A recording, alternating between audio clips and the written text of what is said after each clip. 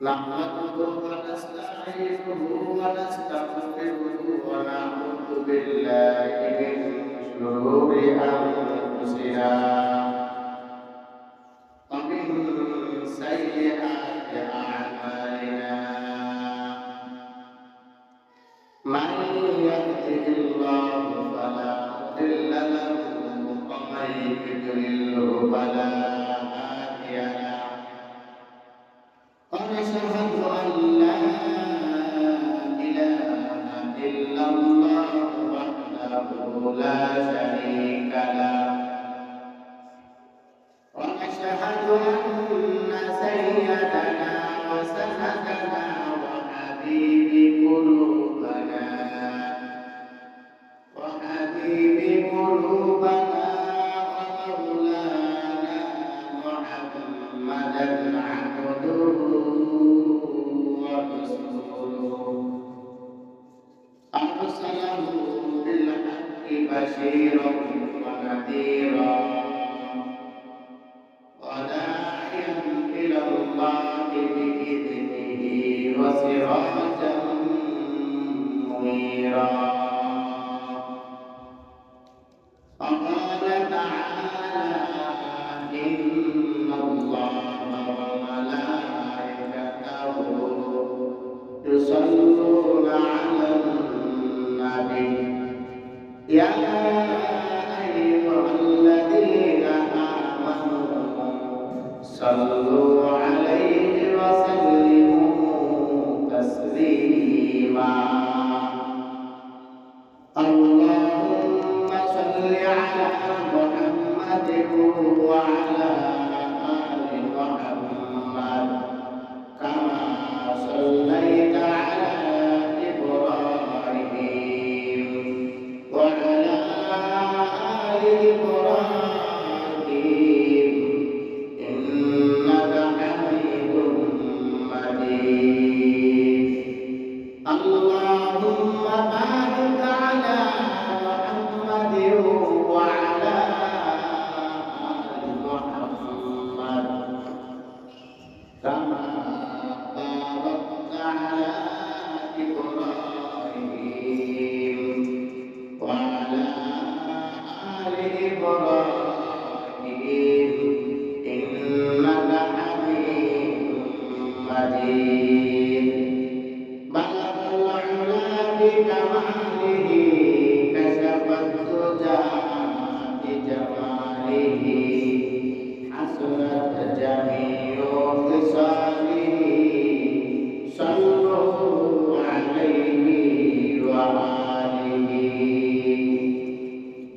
الحمد لله আল্লাহ শুকরিয়া যে আল্লাহ রাব্বুল আলামিন আমাকে এবং আপনাদের সকলকে মহব্বত করে ভালোবেসে আল্লাহ রাব্বুল আলামিনের হুকুম পালন করার জন্য আল্লাহ তাআলার ঘরের মধ্যে আসার এবং বসার কিছু কথা বলার এবং শোনার তৌফিক দান করেছেন।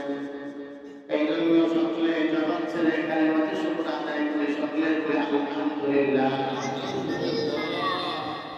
আল্লাহ রাব্বুল আলামিন আমাকে এবং আপনাদের সকলকে অত্যন্ত মহব্বত করে ভালোবেসে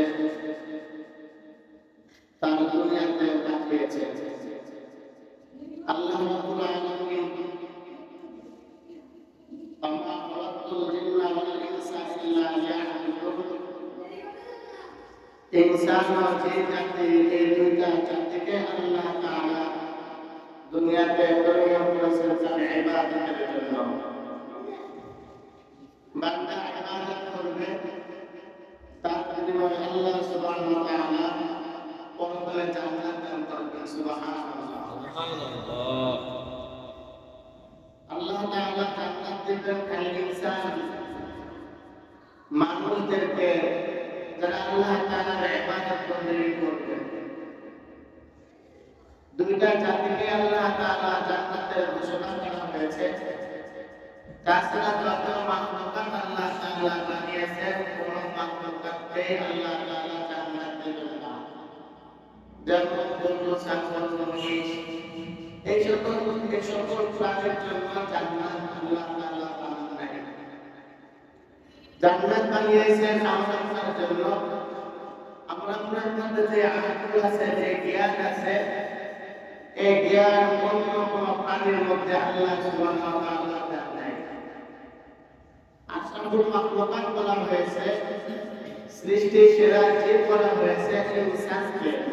কারণ ইনসানের মধ্যে একটা আকল নামক একটা মহাদৌলত আছে, জ্ঞান আছে, যেটা গরুর মধ্যে নাই, ছাগলের মধ্যে নাই, কোন প্রাণীর মধ্যে নাই, মানুষ ছাড়া। আল্লাহ তাআলার কথা অনুযায়ী দুইটা জাতি ছাড়া তাদের মধ্যে কোন আকল জ্ঞান নাই। আছে গরু ছাগলের নাই। গরু ছাগলের মধ্যে যদি আকল থাকতো তাহলে মালিক যে তার গরু পালন করে, তার যে জমিন আছে এবং পাশের জমিন আরেকজন, এতটুকু যদি আকল থাকতো তাহলে নিজের মালিকের জমিনের খাবার খাইতো না। ঠিক না বলে? ধান খাইতো? ধান খাবে না। যদি আকল থাকতো এটা আমার মালিকের জমিন, আমার মালিক হলো এই জমিনে ধান লাগিয়েছে, এখন ওই ধানটা খাওয়া যাবে না। কিন্তু পাশের জমি আল্লাহ আমার সঙ্গে তার খুব, আমার মালিকের সঙ্গে সম্পর্ক ভালো রাখি, তাহলে ক্ষতি করতে হবে, কে করতে হবে? এই আকল এই কোনো প্রশ্ন আছে? কারণ কি আল্লাহ তাআলা ওই আকল দিয়ে তাদেরকে বানানো নাই। আর তাদের জন্য জান্নাত না, জান্নাত হলো আকলওয়ালা ইনসান, মানুষের জন্য। যতগুলো আল্লাহ সুবহানাহু ওয়া তাআলা মাখলুক বানিয়েছেন, প্রত্যেকটা ইনসানের জন্য একটা করে জান্নাত বানিয়েছেন। সুবহানাল্লাহ। প্রত্যেকটা ইনসানের জন্য জান্নাত। এখন তামাম দুনিয়ার মানুষ যদি সবাই যদি আল্লাহ তাআলার পথে চলে আসে, তাহলে কি আল্লাহ তাআলা জান্নাতকে সহজ করবেন? না, আল্লাহ তাআলা তো প্রথমেই জিজ্ঞাসা করেছিলেন, আপনাদেরকে আল্লাহ সুবহানাহু আমি কি তোমাদের রব না? তখন আমরা সকল ইনসান বলেছিলাম, ওই রূহের জগতে সবাই বলেছিলাম যে আপনি আমাদের মালিক, আপনি আমাদের প্রভু, আপনি আমাদের রব। ওই সময় হিন্দু, মুসলমান, খ্রিস্টান, বৌদ্ধ, নাসারা কোনো জাতি ভেদাভেদ ছিল না, সকলে রূহের জগতে ছিলাম। আর ওই দিনই সকলের জন্য একটা করে জান্নাত বরাদ্দ করেছেন। সুবহানাল্লাহ। এই জন্য ইসলামের জাতি, আমি আপনি অনেক দামি, আমার আপনার জন্য রয়েছে আশরাফুল মাখলুকাত। আমার আপনার জন্য জান্নাত বরাদ্দ। যদি আমরা ভালো কাজ করি, আমার আপনার মধ্যে ৬টা গুণ থাকে, তাহলে আমি আপনি দুনিয়া ও আখিরাতে উভয় জায়গায় সম্মানিত হব এবং আখিরাতে পুরস্কার পাব। দুনিয়াতে তার পুরস্কারের কিছু ব্যবস্থা থাকবে, আল্লাহ দুনিয়াও দেবেন, আখিরাতেও দেবেন। আখিরাতে তাদেরকে দেবেন দাখিলাল জান্নাত, জান্নাতে দেবেন। সুবহানাল্লাহ। আর এই মানুষ যদি তার আকল দ্বারা, তার জ্ঞান দ্বারা যদি খারাপি করে, তাহলে দুনিয়াতেও তাকে লাঞ্ছিত করা হবে, অপমানিত করা হবে। আখিরাতে তার জন্য বানানো হয়েছে চিরস্থায়ী জাহান্নাম, যে জাহান্নামের মধ্যে তাদেরকে রেখে দেওয়া হবে। যেমন মেসাজ শুরু বলতেছিলাম যে গরুর কোনো আকল নাই, তার মালিকের জমিন আর বাড়ির পাশের জমিন যেমন আকল নাই, তেমন আমাদের আকল আছে, জ্ঞান আছে। আমি আপনি আমার জমিনের ফসলটা কেমন ভালো করতে হবে সেই বুঝটা আপনার আছে, আছে। আমার পাশের জমিন আমার সঙ্গে আমার ঝামেলা লাগালাগি, তাকে কেমন করে ক্ষতি করতে হবে সেই বুদ্ধিও কি আমার আপনার আছে? আমার জমিটাকে সুন্দর করে ফসল ফলায় ঘরে তুলতে হবে, আর তার সাথে এমন কিছু মেডিসিন মিশিয়ে দিয়ে তার ফসলটাকে নষ্ট করে দিতে হবে। এই আন্দোলনটা পুরুষাঙ্গের আছে না? ইনসানের। এই হিংসা এমন আপনি আমার অবস্থা যে আপনি মানুষের যে মানুষের উপকারের জায়গায় চিন্তা চেতনাটাই সবচেয়ে বেশি কাজ করে। আমাদের দেশে পৃথিবীতে এমন মুসলমান আছে না যে বছরের পর বছর কথা বলে না বাড়ির পাশের মানুষের সঙ্গে আছে। কোন কারণে? হিংসার কারণে, রাগের কারণে, হিংসার কারণে বছরের পর বছর কথা বলে। একজন যদি চার দোকানে যায়, আরেকজন চার দোকান থেকে বের হওয়ার সময় চিন্তা করে যে বের হয়, এ যদি মরে যেত তাহলে এরকম চিন্তা করে যে জন্য আমি চার দোকানেও বসে শান্তি পাই না, বাজারে যেও শান্তি পাই না। এরকম হিংসা হিংসার মধ্যে ভরা। এই জন্য তো আল্লাহ তাআলা বলতেছেন ইন্নাল্লাহা ইয়া'মুরু বিল 'আদলি ওয়াল ইহসান ওয়া ইতা'i যিল কুরবা ওয়া ইয়ানহা 'আনিল ফাহশা'i ওয়াল মুনকার। ছয়টা আদেশ আমার চিন্তা মেনে নাও, ছয়টা তিনটা আদেশ তিনটা নিষেধ, তাহলে তোমরা সোনার মানুষ হয়ে যাবে। ওলামা হযরত উদাহরণ দেন, গল্প ছিল যে একজন লোককে দেওয়া স্বপ্ন দেখাইতেছে, তুই আজকে কিছু নিবি? কয় কি নিবি? কয় কি দিবা? কয় একটা ছাগল দেব তোমারে। তোমার বাড়ির পাশে যে আব্দুল রহিম, যার সঙ্গে তোমার গ্যাঞ্জাম, যার সঙ্গে তোমার মারামারি রাগারাগি, তাহলে দুইটা দেব। ওই লোকটা বলতেছে তাহলে আমি দেখতে পারি না, আমার সঙ্গে কথা বলে আমাকে দুইটা দিবা, আমার একটা দিবা না? বললাম ঘুম থেকে উঠে সকালবেলা বিবিরা বলতেছে, বিবি বিয়ে ধর হারাইছি। রাতে সন্ধ্যা গেছিল, কিছু দিবি? চাইলাম আমাদের ছাগল দিবে একটা, কিন্তু বাড়ির পাশে তার সঙ্গে আমাদের নেই যা, যার সঙ্গে রাগারাগি তাকে তুলে দেবে, আমাদের একটা দেবে। এই জন্যই নেই বিবিটা একটু চালাক, তাই একটা কাজ হলো অন্য দুইটা আসতো, ফিরে দিতাম একটা পাইতাম, ফিরে একটা পাইতাম নিতাম, তাই না? আমার ভালো লাগে না। কারণ কি? তার সঙ্গে এত শত্রুতা, তার সামাজ করাইতে আমার দিন লাগে। বিবির কাছে বলে যখন সে ভালো কিছু ফিডব্যাক পাই নাই, তখন বলে যার জন্য পিছনে সেই পাইছো। ভাবলাম যে তুমি নিজের মেজাজ আমার কাছে তার সাথে রাগারাগি, আর এখন থেকে তুমি তোমাদের নিজে ভালো, ঠিক আছে? এরপরে যদি দেয় তাহলে আমার আন্দোলনের পর বলতেছে কিছু নিবে দাও, বাড়ির পাশে তার সঙ্গে তোমার রাগারাগি, তাকে দুইটা দেবো, তোমার একটা দেবো, ঠিক আছে? দিছে। বহুদিন পর আবার এসে বলে কিছু নিবে দেখো, তুমি যখনই দাও আমার একটা দাও, তাহলে দুইটা দাও, আজকে আমারে তোমার দেওয়া লাগবে না, আজকে তোমাকে দিব। তুমি যাওয়ার সময় আমার চোখ একটা উপরায় নিয়ে যাবা, যাওয়ার সময় দুইটাই উপরায় নিয়ে যাবা। কি হিংসা চিন্তা করে? তার মানে চিন্তা যে যাওয়ার সময় আমার একটা চোখ যদি তুমি নিয়ে যাও, এক চোখে দেখবো, আর ওই লোকটা দুইটা চোখ নিয়ে গেলে তো কিছু দেখতে পাবে না।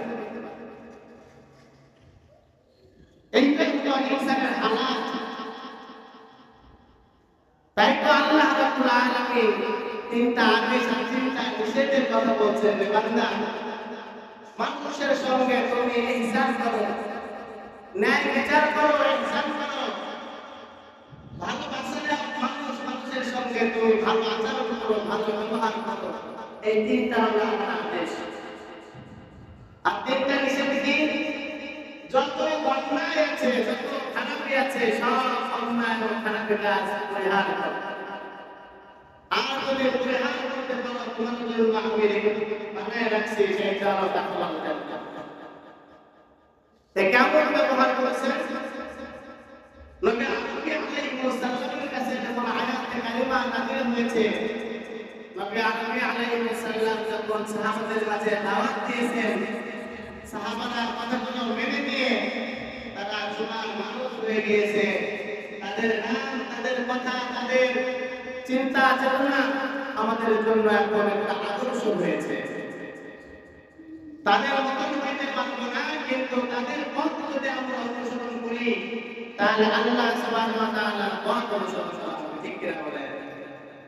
সাহাবা আজমাইন নবী আলাইহিস সালামের যা বলেছেন, যা দেখেছেন, যা করতে বলেছেন আর যা করতে নিষেধ করেছেন, সাহাবা আজমাইন তাই করেছেন।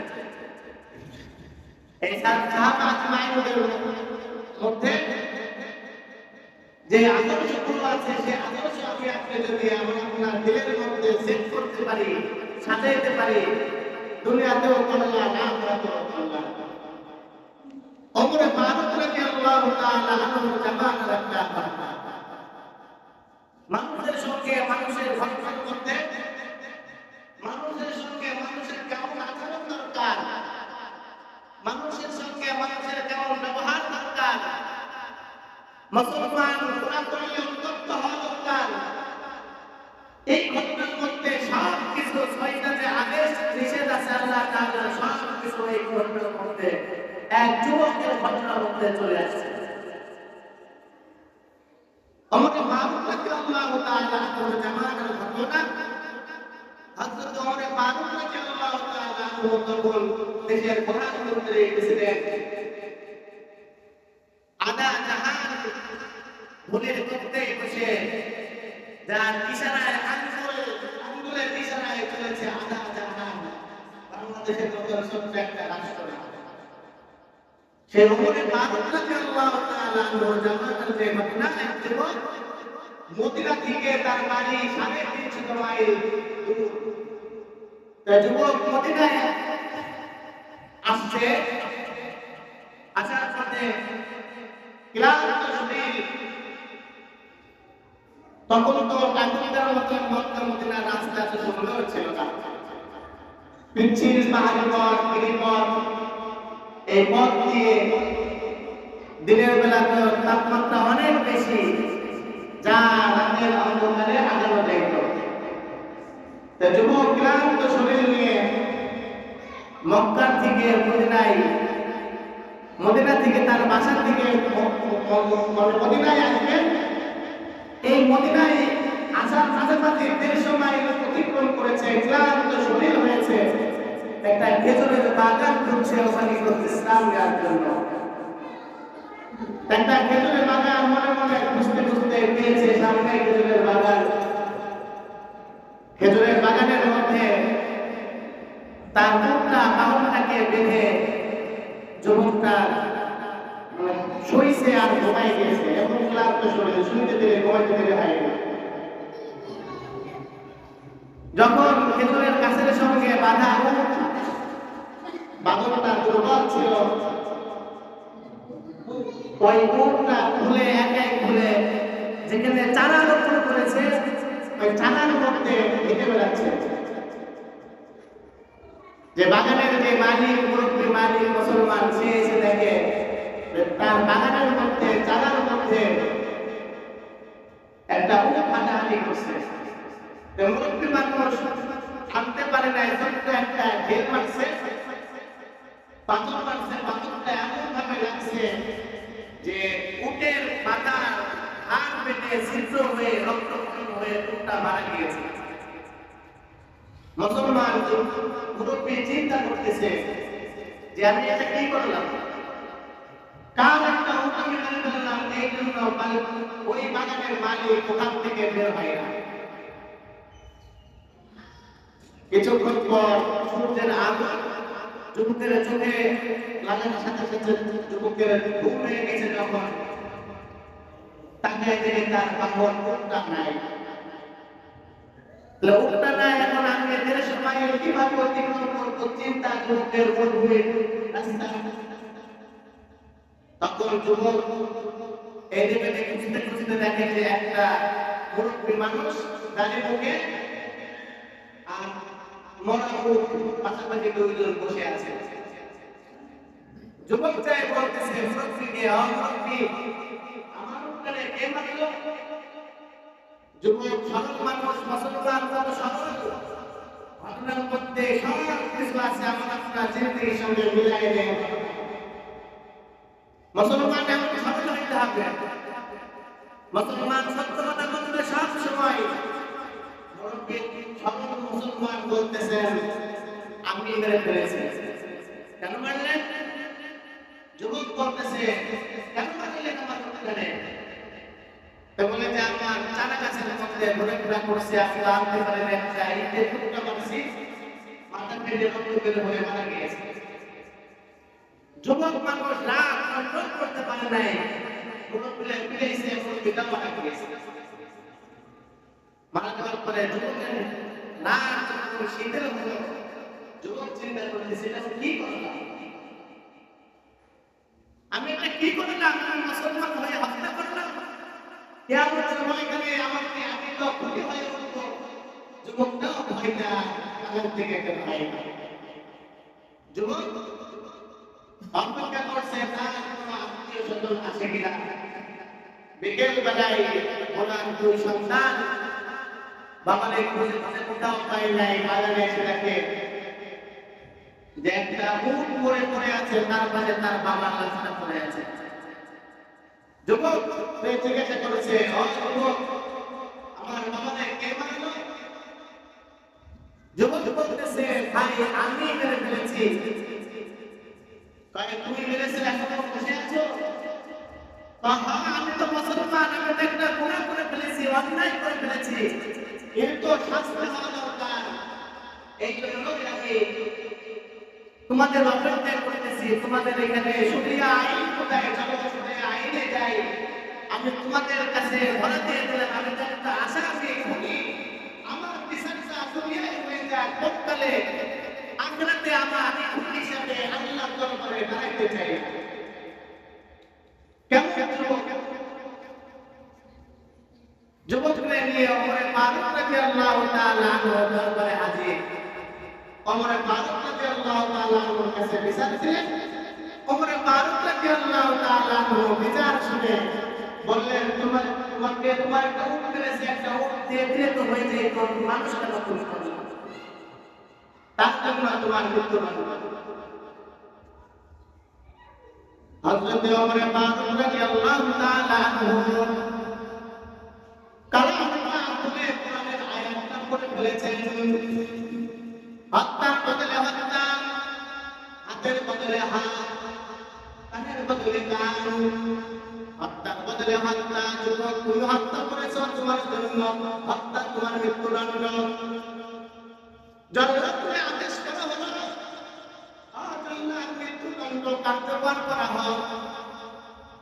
মৃত্যুদণ্ড কার্যকরণ করবে। যুবকরা বলতেছেন আমি মুমিন। যুবক তোমার মনের কোনো বাসনা আছে নাকি? যদি তোমার কোনো মনের বাসনা থাকে বলো, প্রমাণ হবে। মৃত্যুদণ্ড প্রাপ্ত যুবক থেকে বলতেছেন আমি মুমিন, আমাকে যদি 15 দিন যদি ছুটি দিতেন, আমি একটা ঋণ আছি, আমি একজন ইহুদির কাছ থেকে কিছু সম্পদ মাল আমি ব্যবসার খাতিরে নিয়েছিলাম, এই মালটা আমি তাকে দিতে পারি নাই, এই টাকা দিতে পারি নাই। যদি আমাকে 15 দিনের ছুটি দেন, আমি এই ঋণটা পরিশোধ করে এসে খুশি মনে আমি আমার মৃত্যুদণ্ডটা মাথায় নিয়ে নিতাম। আমি বলতেছেন, যুবক তোমার একজন আত্মীয়কে আমাদের কাছে জিম্মায় রেখে দাও। তুমি যদি না আসো তাহলে তোমার জায়গায় তোমার আত্মীয়রে জবাই দিয়ে ফাঁসি দিয়ে মৃত্যুদণ্ড কার্যকর করব। যুবক ডাকতে বলে, আমি মদিনার পরিচিত একজন যুবক, কেউ আমারে চিনে না। আমার বাড়ি মদিনা থেকে 300-350 মাইল বহুদূর আমার বাড়ি। আমার ঋণ শোধ করতে আমি পারবো না, আমার এখানে একজন জিম্মাদার দিতে পারবো না, তাহলে আমাকে আপনি এখনই মৃত্যুদণ্ড দিয়ে দেন, কার্যকর করে ফেলেন। এমন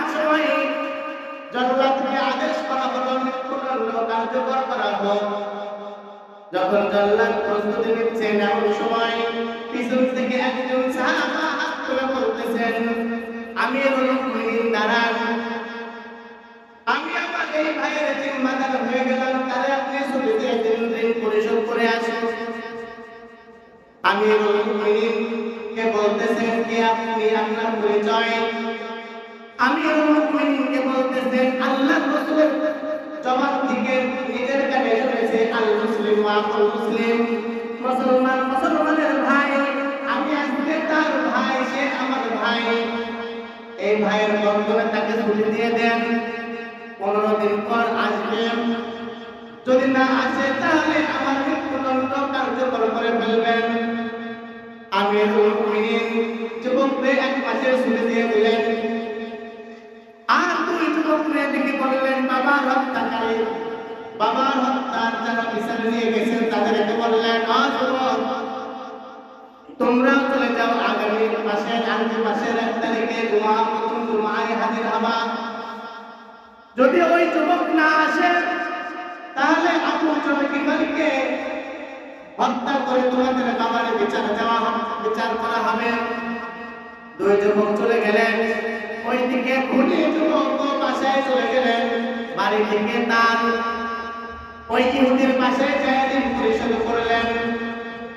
ঋণ পরিশোধ করে মায়ের কাছে এসে বলতেছে, মা, যখনই বাড়ি থেকে বের হয়েছি আবার ঘুরে এসেছি, ও মা, আজকে এমন একটা জায়গায় যাইতেছি মা, আর কোনোদিন ফিরবো না, মদিনায় যাচ্ছি, আমার বিচার হবে।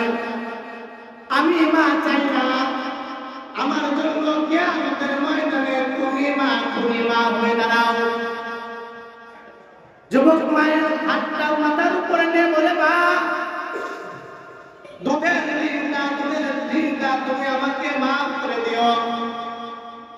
ও মা, আমাকে 1 লুকমা শেষ খাবারটা খাওয়ায় দাও।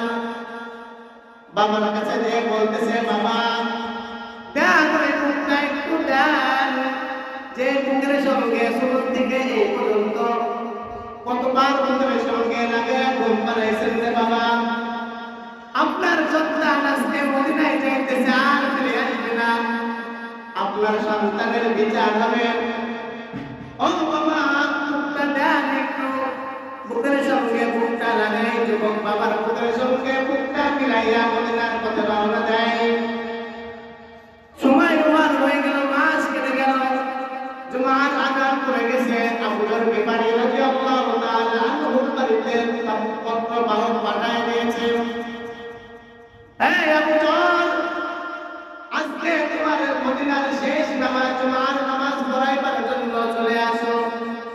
তোমার ভাই এখনো মদিনায় পৌঁছায় নাই, নামাজের পরে তোমার ভাই যদি মদিনায় না পৌঁছায় তাহলে তোমার ভাইয়ের জায়গায় তোমার তোমাকে বিচার করা হবে। আবু বকর গিফারী রাদিয়াল্লাহু তাআলা আনহু সুন্দর করে গোসল করে পাক পবিত্র অর্জন করে আবু বকর গিফারী রাদিয়াল্লাহু তাআলা আনহু মসজিদে নববীতে নামাজ পড়লেন। নামাজের পরে ওমর ফারুক রাদিয়াল্লাহু তাআলা আনহু আমিরুল মুমিনিন বিচারের আসনে বসে, মেম্বারে বসে বিচারের আদেশ করে দিলেন যে বিচার কার্যকর করা হবে। তামাম মদিনার মধ্যে কান্নার রোল পড়ে গেল। একজন নির্দোষ সাহাবী, জলিলুল কদর সাহাবী, জান্নাতি সার্টিফিকেট ওয়ালা সাহাবী, একজন খুনির মাধ্যমে মানুষের কারণে তার আজকে মৃত্যুদণ্ড দেওয়া হবে। আমিরুল মুমিনিন চোখের পানি ফেলায়া কাঁদছেন, জল্লাদ কাঁদেন, উপস্থিত সাহাবায়ে কেরাম কান্না করতেছেন। পুরা মদিনার মধ্যে কান্নার রোল পড়ে গিয়েছে। এমন সময় আমিরুল মুমিনিনকে একজন সাহাবা বলতেছেন, আমিরুল মুমিনিন একটু দাঁড়ান, দেখেন কে যেন মদিনার বালু উড়াইয়া, ঝড় উড়াইয়া কে যেন আসছে। একটু অপেক্ষা করলেন, দেখলেন আওলা কেশ, ধুলামাখা শরীর, আমিরুল মুমিনিনের কাছে ঘোড়ার থেকে নেমে যুবকটা বলতেছেন, ও আমিরুল মুমিনিন, পথের মধ্যে ঘোড়ার ঠিক পোস্টটা ভেঙে যাওয়ার কারণে আসতে আমার দেরি হয়েছে, না হলে নির্ধারিত সময়ের মধ্যেই চলে আসতাম।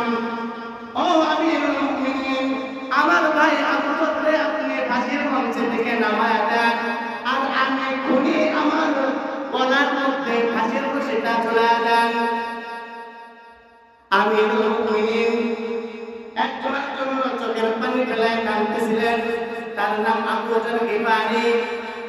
এমন সময় যুবকের কথা শুনে যুবককে জড়ায় ধরে কপালে চুমো খায় বলেন, ও যুবক, যে ব্যক্তি 350 মাইল থেকে খুনির সাজা নেওয়ার জন্য ঘোড়া দৌড়ায় যদি মদিনায় আসতে পারে, সে কোনোদিন ইচ্ছাকৃতভাবে মানুষ হত্যা করতে পারে না।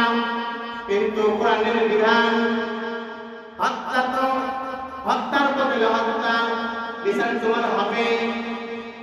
তুমি যদি 350 মাইল দূর থেকে আসতে পারো, আমার আল্লাহ তোমাকে কত ক্ষমা করে দিয়ে জান্নাতি সার্টিফিকেট ওয়ালা মানুষ বানায় দিয়েছেন। আমিরুল মুমিনিন একটা জান্নাতি মানুষকে নামাচ্ছেন, মঞ্চ থেকে আরেকটা জান্নাতি মানুষকে উঠাইতেছেন।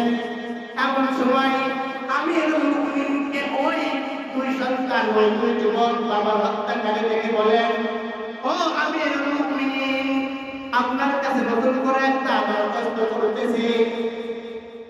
যে যুবক মৃত্যুকে আলিঙ্গন করার জন্য, খুনির সাজা করায় নেওয়ার জন্য 350 মাইল থেকে আসতে পারে, সে কখনো নিজের ইচ্ছায় আমার বাবাকে হত্যা করতে পারে না।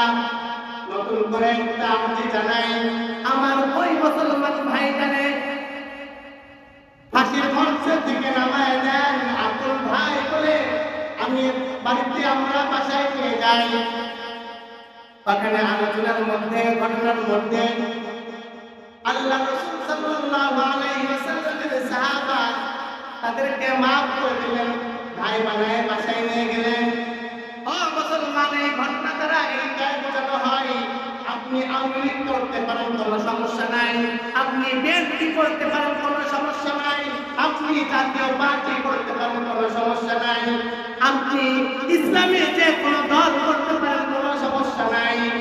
যেমন দেখেন, পুলিশের মধ্যে কোনো মারামারি নাই, আর্মির মধ্যে মারামারি নাই, র্যাবের মধ্যে কোনো মারামারি নাই, হিন্দু খ্রিস্টানের মধ্যে কোনো মারামারি নাই। ও ভাই, আমি আপনি আল মুসলিম আকুল মুসলিম, মুসলমানের ভাই, আপনি কেন আমার ভাইয়ের শত্রু হব? আমি কেন আমার ভাইয়ের বুকে গুলি চালাবো? আমি কেন আমার ভাইয়ের হত্যা করবো? কেন করবো ভাই? আমি রাজনৈতিক দলে আপনার বাংলাদেশে অবস্থান করেন, আপনার স্বাধীনতা, আপনি রাজনৈতিক যে কোনো দল করতে পারেন মুসলমান, কিন্তু আপনার আমার যেই কানেকশন, সেইটা হলো মুসলমান। আমি আপনি মুসলমান, আমার আপনার ইব্রাহিমী সুন্নত দেওয়া আছে, শরীরের যে সুন্নতে খাতনা ইব্রাহিম আলাইহিস সালাম দিয়েছিলেন, তার সন্তান হিসেবে আমার আপনার প্রত্যেকটা পুরুষের সিন আছে না? তাহলে কেন আমি আপনি ভাইয়ে ভাইয়ে মারামারি করব? কেন আমি আপনি ভাইয়ে ভাইয়ে দ্বন্দ্ব করবো? কেন করবো? আমরা তো সবাই তো এক মুসলমান, আর মুসলিম আকুল মুসলিম, মুসলমানের ভাই, কোনো মারামারি নাই, কোনো হানাহানি নাই, কিচ্ছু নাই। মুসলমান তো মুসলমানকে ভালোবাসে। আপনার স্বাধীনতা আছে, আপনি রাজনৈতিক দল করতে পারেন, কোনো সমস্যা নাই। আমার স্বাধীনতা, আমি মত প্রকাশ করবো, খুনাখুনি কেন করবো? কেন আমি আপনি আমার মুসলমান ভাইয়ের বিরুদ্ধে যাব? কেন যাব? আমার রাজনৈতিক কথা বলার উদ্দেশ্য না, উদ্দেশ্য হলো আমি আপনি মুসলমান কিনা বলেন, আমার আপনার সুন্নতে খাতনা দেওয়া আছে কিনা বলেন, আমি আপনি ইব্রাহিমের সন্তান কিনা বলেন, আমি আপনি আল মুসলিম আকুল মুসলিম কিনা বলেন। যদি হয়ে থাকে, তাহলে কেন আমাদের মধ্যে মারামারি হবে? কেন আমাদের মধ্যে ঝগড়াঝাটি হবে?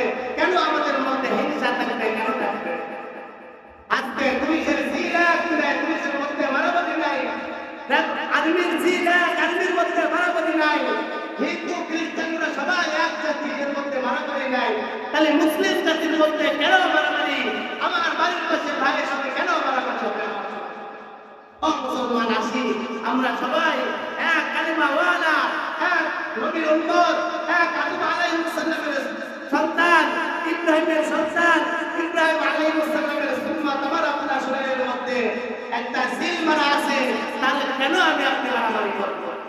আসল ওই যুবকদের মতন, ওই নবীওয়ালা কাজের মতন, ওই নবীর যুগের মানুষের মতন আমরা সকলে মিলেমিশে ভাই ভাইয়ের কাঁধে কাঁধ লাগিয়ে ইসলামের জন্য, কোরআনের জন্য, ওই পরকালে একসঙ্গে জান্নাতের হাজার জন্য আমরা সকলে নামাজ পড়ব, রোজা করব, হজ করব, যাকাত দিব, অন্যায় কোনো কাজ করব না, অন্যায় কোনো কাজ করতে কাউকে দিব না।